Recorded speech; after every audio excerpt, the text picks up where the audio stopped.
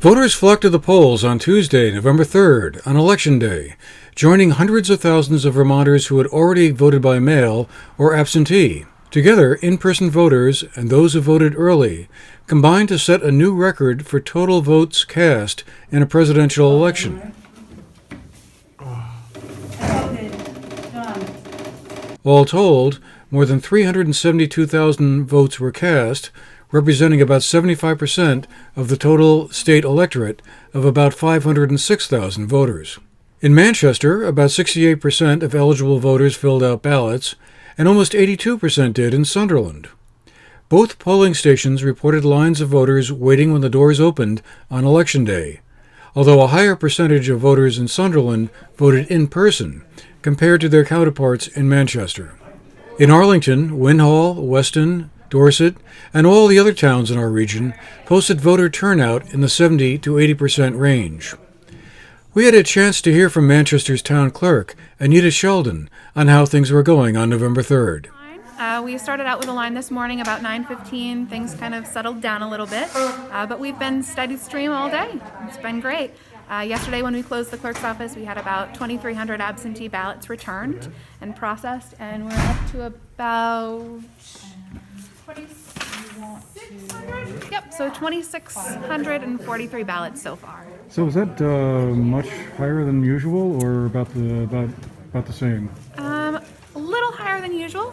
In 2016, when we closed the polls, we had about 2,447 ballots in total. So we've obviously surpassed that number, but we're still going strong. A couple hours left. So I see you have a lot more tables set up there in the hallway than I remember seeing last time I was here. What are those all for? So we have a greeter at the door, making sure everybody wants to use hand sanitizer gets hand sanitizer. They are all wearing masks. We also have a person checking to make sure everything seems updated on the voter checklist. Then we have our 2 check-in stations separated because of COVID-19 and social distancing. Then we have our usual ballot clerk, and we have chosen to separate the voting booths here in Town Hall. So we have booths labeled with number 1s and booths labeled with number 2s. We only use one set at a time, so we always have approximately 10 to 12 clean voting booths waiting for the next voter.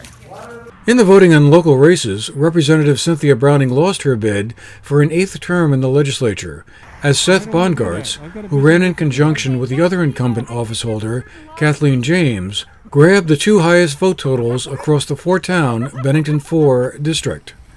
James got 2,797 votes, Bongartz 2,651, and Browning, who ran as an independent candidate this year, finished 3rd with 2,111.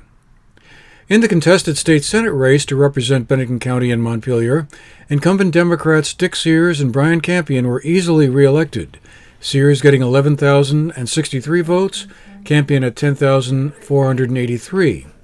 They fended off challenges from 2 Republican candidates, Michael Hall and Meg Hansen, as well as independent candidate Kevin Hoyt.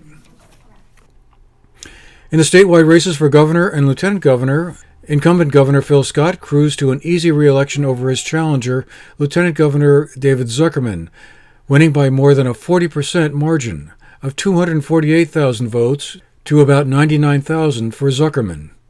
In the lieutenant governor's race, newcomer Molly Gray defeated Republican Scott Milne by a smaller, but still substantial, 50 to 43% margin, garnering more than 182,000 votes to Milne's 157,000. For the GNAT-TV News Project, I'm Andrew McKeever.